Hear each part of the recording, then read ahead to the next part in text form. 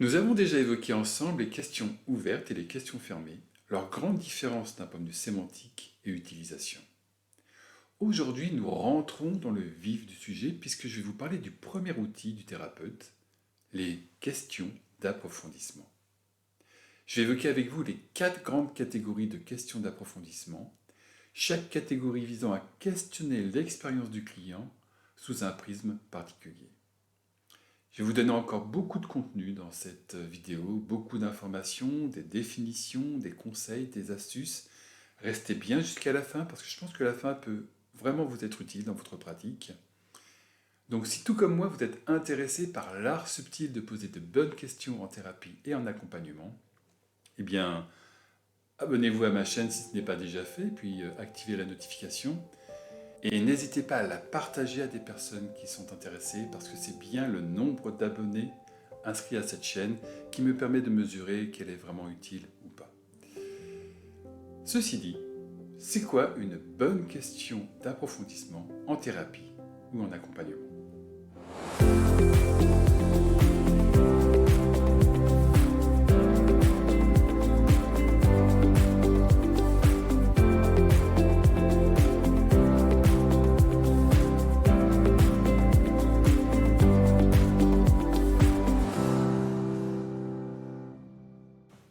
Alors, commençons par cette définition.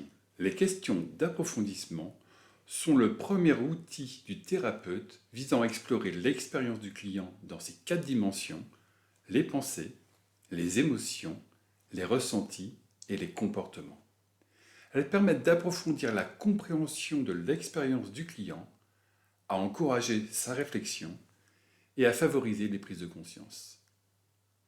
Pour ma part, c'est vraiment le premier outil du thérapeute, car il n'y a pas de début d'entretien qui ne commence par des questions d'approfondissement. Je vous évoque ici les 4 grandes catégories de questions d'approfondissement que nous allons détailler juste après. Les questions sur les faits, les questions sur les émotions et les ressentis, les questions sur les pensées et les questions sur les comportements actualisants. Mis à part pour les questions sur les faits, chaque catégorie fonctionne à des niveaux différents.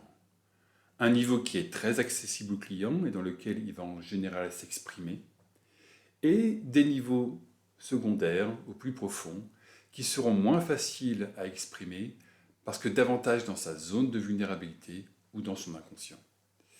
Je vais essayer d'être très synthétique dans cette présentation, mais j'ai conscience qu'il y a beaucoup de choses à dire et croyez-moi, essayer de tenir en 15 minutes, c'est un vrai challenge pour moi. Alors, commençons par les questions sur les faits. Quand vous questionnez les faits, mettez-vous bien dans l'esprit que vous questionnez la réalité subjective du client. Vous pouvez vous référer à ce propos à ma première vidéo qui était intitulée « Une bonne question en thérapie et en accompagnement ».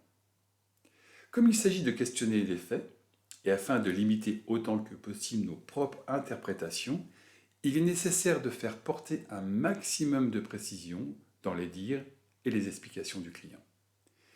Et tout ça dans une double intention, comprendre la situation d'une part et distinguer d'autre part ce qui relève plutôt des faits et ce qui relève plutôt des interprétations. Donc n'hésitez pas à ajouter des termes comme précisément, exactement, clairement. Par exemple, que s'est-il passé exactement?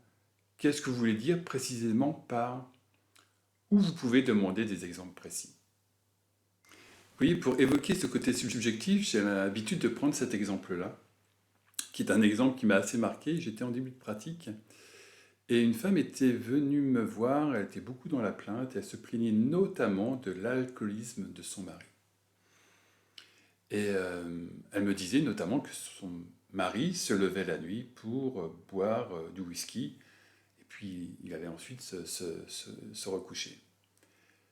Et moi je prenais ça comme tel, en fait, je prenais ces dires comme quelque chose d'acquis, et j'imaginais vraiment le mari toutes les nuits, errant dans le couloir, recherchant péniblement la chambre conjugale.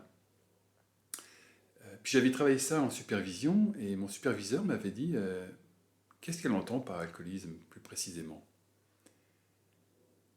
Et moi, spontanément, je me dis, j'imaginais l'alcoolisme, c'est une personne qui boit beaucoup, qui est saoule ou ivre, et cette pauvre dame, elle subit ça aujourd'hui, tous les jours. Mais tout de même, cette question-là m'avait interpellé et j'avais re-questionné cette femme, justement, au sujet de l'alcoolisme de son mari. Je lui ai demandé, Madame, qu'entendez-vous précisément par alcoolisme? Et de fil en aiguille, cette dame m'a décrit un homme qui ne buvait pas excessivement, loin de là, et quand il se levait la nuit, il allait boire simplement un fond de verre de whisky pour s'aider à se rendormir après.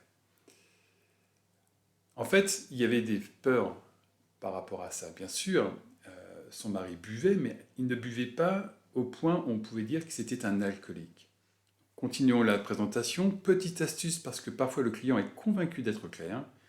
Il évoque des choses qui sont pour lui implicites, mais c'est loin d'être le cas en général. Vous pouvez ajouter la petite phrase suivante. Aidez-moi à mieux vous comprendre. Par exemple, aidez-moi à mieux vous comprendre. Qu'est-ce que vous voulez dire précisément par il s'est mis en colère?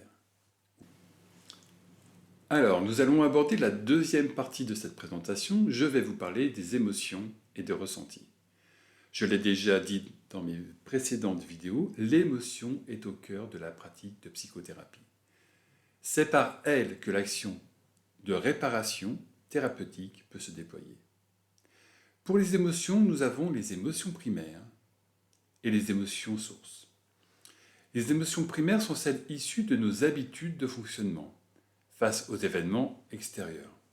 Ce sont les émotions autoprotectrices de soi qui ont pour fonction de nous protéger face à des situations perçues comme menaçantes, stressantes ou s'opposant à notre système de valeurs, nos croyances ou nos besoins.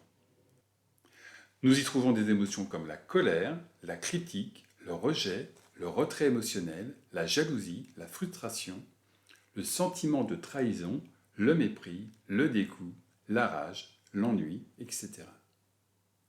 Elles sont plutôt réactives et échappent souvent au self-control.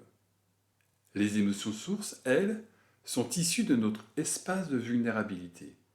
C'est une réponse directe à une situation donnée, mais souvent recouverte par une émotion primaire. Elles ne sont pas toujours accessibles à la conscience, tant elles sont parfois cachées au plus profond de notre psychisme.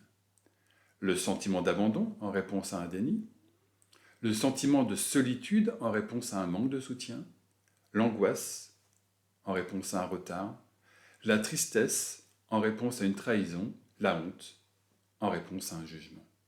Ces émotions sont extrêmement précieuses car elles permettent de comprendre la genèse de l'expérience psycho-émotionnelle du client. De plus, elles sont en général attachées aux blessures de notre passé développemental et demandent donc en thérapie beaucoup de délicatesse et d'attention. Donc, quand vous questionnez une émotion, c'est bien d'avoir en tête ces deux niveaux car vous comprenez bien que l'action thérapeutique va davantage agir sur les émotions sources que sur les émotions primaires. Bien entendu, on peut faire de la régulation émotionnelle, par exemple, réguler la colère, mais l'action de réparation thérapeutique va plutôt agir sur l'émotion source. Je prendrai vraiment le temps de vous expliquer tout cela davantage dans une prochaine vidéo. Ce qui est important ici à évoquer, c'est que nous ne sommes pas tous égaux face aux émotions. Certains clients peuvent être complètement coupés de leurs émotions et d'autres, au contraire, être très en lien. Cela vient bien entendu de l'histoire de chacun. Les émotions, vous voyez, c'est le cœur de notre humanité. Elles sont naturelles. Je vous invite à lire à ce propos le livre L'erreur de Descartes d'Antonio Damasio, qui est très intéressant sur ce sujet-là. Il parle notamment du fonctionnement de l'esprit et des émotions. Donc si une personne est coupée de ses émotions, c'est qu'il y a une raison en soi. Même si elle affirme le contraire d'ailleurs. Il y a nécessairement une histoire, un vécu émotionnel, une barrière psychique protectrice issue en général d'un trauma de l'enfance. Un client peut avoir vraiment du mal à nommer ses émotions, mais sera peut-être plus à l'aise à nommer ses ressentis physiques, parce qu'ils sont en général plus facilement accessibles. Par exemple, une peur lancinante se manifeste en général comme une sensation de serrement dans l'estomac. Donc, je le redis, il est bien de prendre tout le temps nécessaire pour aider le client à exprimer ses émotions. Il va plus facilement ou plus naturellement nommer ses émotions primaires et en même temps, l'action thérapeutique doit vraiment l'aider à exprimer ses émotions sources. Je vais faire un petit aparté par rapport à ça. On retrouve beaucoup ça en thérapie de couple, vous voyez. Quand les conjoints vivent des difficultés dans leur relation, quand ils sont très en colère l'un contre l'autre, on est vraiment au niveau des émotions primaires. Et l'action thérapeutique, l'action du thérapeute de couple, vise justement à essayer de les faire se rejoindre dans les émotions sources. Et si chacun, à un moment donné, arrive à exprimer sa vulnérabilité à l'autre, à ce moment-là, on a toutes les chances de pouvoir les mettre en empathie. Et si en thérapie de couple, on arrive à mettre en empathie les conjoints, l'un avec l'autre, c'est déjà un sacré pas en avant. La troisième catégorie, ce sont les questions portant sur les pensées et les interprétations. En Gestalt, on se situe ici au niveau de la fonction « je », c'est-à-dire la fonction qui pense, qui agit et qui décide. Quand on questionne les pensées, on essaie d'appréhender le processus psycho-émotionnel du client dans toutes ses composantes, c'est-à-dire son discours intérieur, ses pensées, ses interprétations, ses intentions, ses résistances, ses blocages, ses croyances, ses certitudes, ses biais cognitifs, son système de valeurs, etc., etc., etc. La tâche est ardue, et en même temps, l'objectif de cela est de mieux comprendre ce que l'on nomme en Gestalt le mécanisme de régulation du contact du client, et ce que l'on nomme en PNL les métaprogrammes. Pour vous aider dans cette tâche, je ferai des vidéos bien spécifiques. On verra par exemple comment questionner une croyance, comment questionner une résistance ou une valeur. Alors, continuons la présentation. La dernière catégorie, qui n'est pas l'une des moindres, est celle des comportements actualisants. On l'oublie souvent cette catégorie et pourtant elle est hyper importante. Les questions portant sur les comportements actualisants permettent de clarifier le processus réactionnel du client.